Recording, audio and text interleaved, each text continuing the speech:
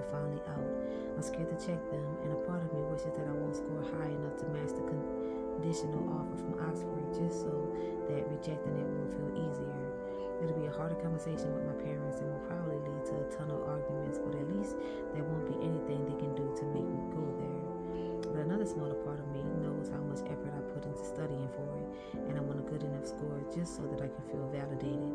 It's a double-edged sword, and as I sit with the email open in front of me, notifying me that there's been a change to my application, I force myself to think about what's become the main reason I'm not going to Oxford. Before we broke up, I told Violet that she wasn't the main reason. I had changed my plans, but now that we're back together, it's hard to deny the fact that she is. I wasn't lying when I told her I'm not going anywhere without her.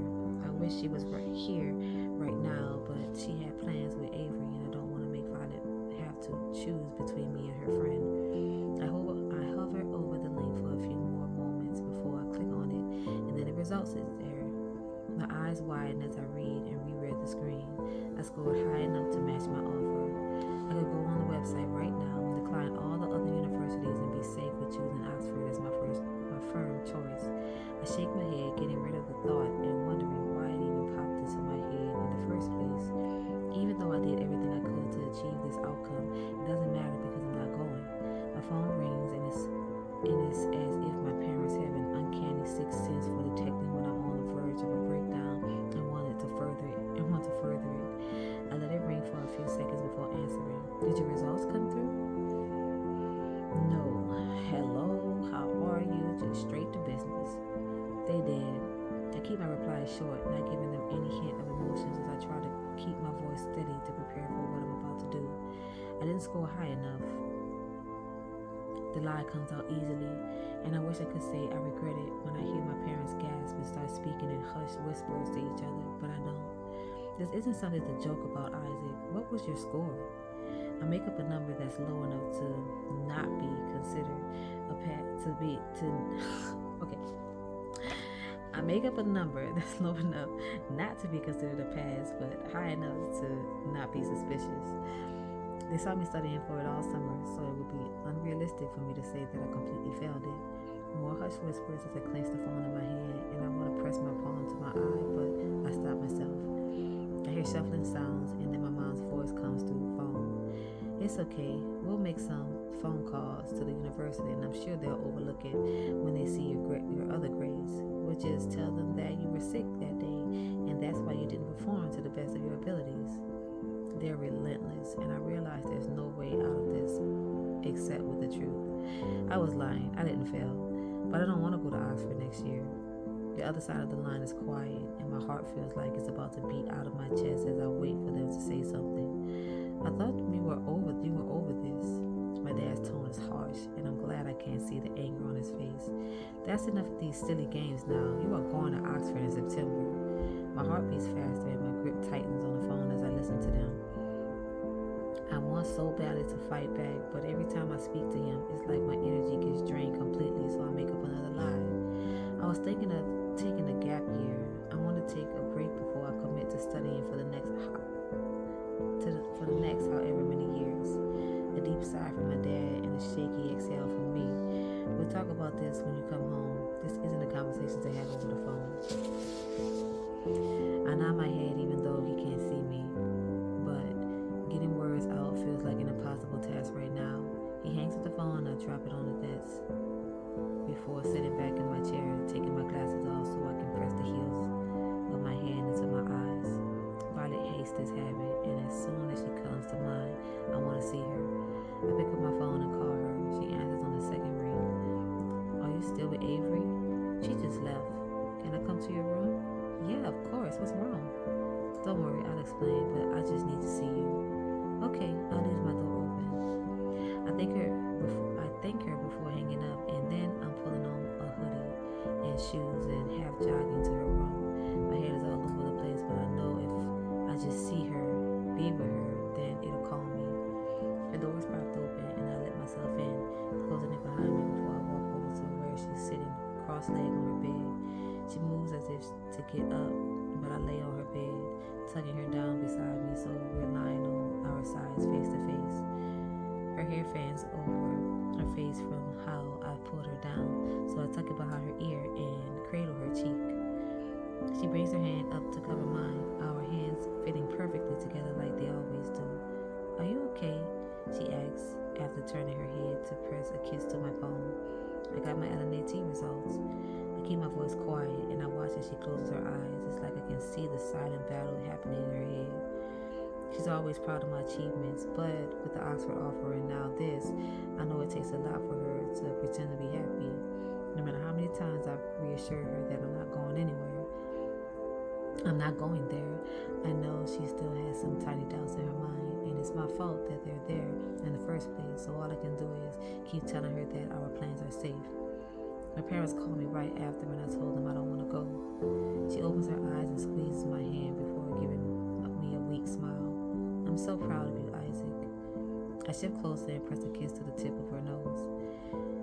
They want to talk about it when I go home for break. I told them I wanted to do a gap year, but there's only so long I can keep that lie up. A sigh escapes me and then another squeeze of my hand from Violet. We'll figure it out. She reassures me and I believe her, even though I know we both have no idea how we can do it. We will, I tell her, and then we just lay there for a bit in comfortable silence. I love these moments with her when we can say nothing but feel everything. She can feel my love in the way my thumb strokes across her cheek, and I can feel hers in the way she tightens her grip on my hand, keeping me close to her. I don't know how long we lay like that, but Violet's phone ringing breaks the silence, and she throws her hand behind her to reach for it, patting the bed wildly. I let out a small laugh before I sit up, leaning on my elbow as I reach over her to get it and pass it to her. Our faces are so close when I do it that I can't resist kissing her, and she pushes at my chest playfully until I'm lying on my side again. A small gasp escapes her as soon as she checks her phone. The worry must show on my face because she turns her phone to show my sister's name lighting up her screen. Do I answer? She asks, sitting up, and I follow her, so we're both sitting on the edge of her bed. Yes? No? I don't know. Do you usually call each other? I know Violet and Izzy talk a lot, but I have no idea what kind of friendship they have. Sometimes. She swipes the screen to answer the call before I can say anything. Her voice is so high-pitched when she says, "Hi," that I know Izzy will immediately figure out something is up. Hang up, I whisper, reaching for her phone, but she pushes me backward with a strength that I had no idea she ever had.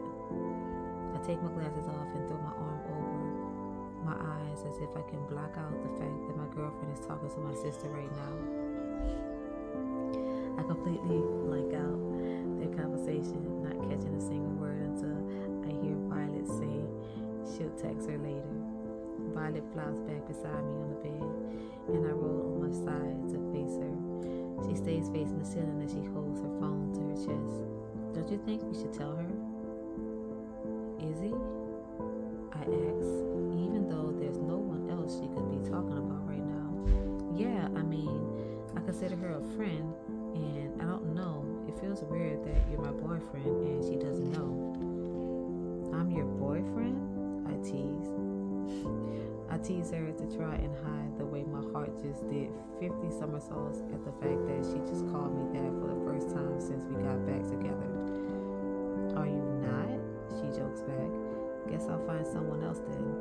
She doesn't get a chance to finish her sentence before I pulled her closer to me, rolling onto my back so that she's pressed to my front and looking down at me. A smile lighting up her entire face. No chance, I'm yours, and you're mine, remember? I'm yours, and you're mine. She drops her head to kiss me, and I could get lost in this moment forever. I loosen my grip on her as she moves off me, just curled into my side and rests her head on my chest. So, do we tell her? She asks again. Let's tell her together. I feel bad that I've been lying to her too, and I was kind of mean to her a couple of times whenever she mentioned you, so this will probably help her realize why I was like that. You want to tell her everything? Violet lifts her head from my chest to look at me, the prettiest brown eyes staring into mine. Yeah, why not? She's important to both of us. Violet nods, her chin pressing into my chest right above my heart, but I don't even mind the sting of pain there when she's looking at me like this. Okay, she says before nuzzling into me again, and it's not long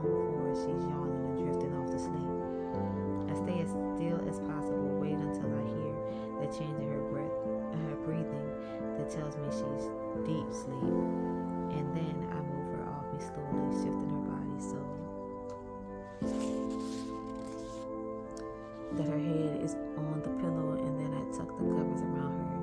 Janu, Janu, Janu, I whisper, pressing a kiss to her forehead before I leave. Now it is Violet's point of view. The school year seems to be going by in the blink of an eye, and it's already half-term break again. Isaac and I are both going home this week because he needs to talk to his parents about Oxford, and I just want to spend time with my mom. We've still managed to keep our relationship a secret from Izzy as we waited for the perfect chance to tell her, but time seems to be getting away from all of us. So we decided to tell her today before we all go home tomorrow. I texted her last night and asked her to come and see me before she went home with Isaac, telling her that I had a book I wanted to give to her. In reality, there is no book, and Isaac is pacing around my room while he tries to figure out how he can explain our relationship to her. It's cute watching him go back and forth, murmuring under his breath, but then there's a knock at the door, and he stops and stares at me, eyes wide as he shakes his head. I actually don't think we need to tell her, he whispers, standing in front of me to block my way to the door. Isaac. I cross my arms across my chest, rolling my eyes at how dramatic he's being. It's fine. I'm sure she'll be okay with it. But what if she hates me for lying to her? I think she'd hate me. You're her brother. That's exactly why she'll hate me. I shove him to the side as the knocking continues, and he presses himself against the wall behind the door. Oh my God, you're ridiculous, I say as I open the door and take his hand to drag him away from the wall. Hi, Izzy's smile drops as her eyes dart back and forth between me and Isaac. I grab her hand and pull her into my room, and this is a situation I never thought I would be in, holding hands with both Evan's siblings. Izzy is still gawking at us, her mouth open as she points at where my hand is joined with Isaac's. What is going on here? She asks as I let go of her, and she steps away from us. I look at Isaac, but he seems to have suddenly found a very interesting spot on the ceiling to stare at. I dig my elbow into his side quickly and forces his attention on me. Tell her. He glances down at me with a bewildered look on his face, as if I've sprung this entire thing on him by surprise. If he didn't look so adorable right now, with his hair all mused from running his hands through it, I would be annoyed with him. Instead, I just sigh and look at Izzy again. We're together, I tell her, suddenly lost for words, and I realize maybe Isaac wasn't being over dramatic when he was thinking about what to say to her. I'm dating your brother. I can see that, she says, looking down at our hands again. Isaac squeezes my fingers. It's a long story. Isaac finally finds his voice. We started seeing each other last year, but then we broke up for a little bit, and now we're back together. That seems like a very short story. Isaac sticks his tongue out at her, and she does the same to him. I can already tell this will devolve into childish bickering if I don't jump in. We felt bad that we didn't tell you before, but we didn't really tell anyone. I know, she states matter-of-factly. What? Isaac and I say in unison, and Izzy just shrugs her shoulder. He started being a lot nicer to me last year, so I figured he was dating someone. And you were a lot happier too, Violet. It didn't take long for me to put two and two together. And then, after his birthday last year, he was all angsty and moody, and it was so annoying, but I knew something had probably happened. We both stared at her and then at each other.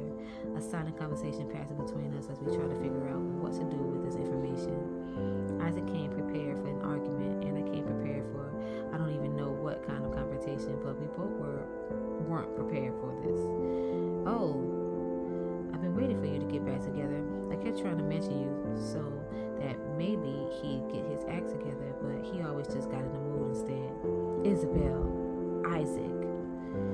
He raises his finger to point at her, trying to look as menacing as possible, but he doesn't have anything to say to her, and I have to stifle a laugh. I'm happy you're back together, really I am, but if you hurt her again, I'll kill you. We didn't even tell you why we broke up. You obviously messed up. Isaac's jaw drops open, and he looks offended by what she's saying. You're my sister. Aren't you supposed to be on my side?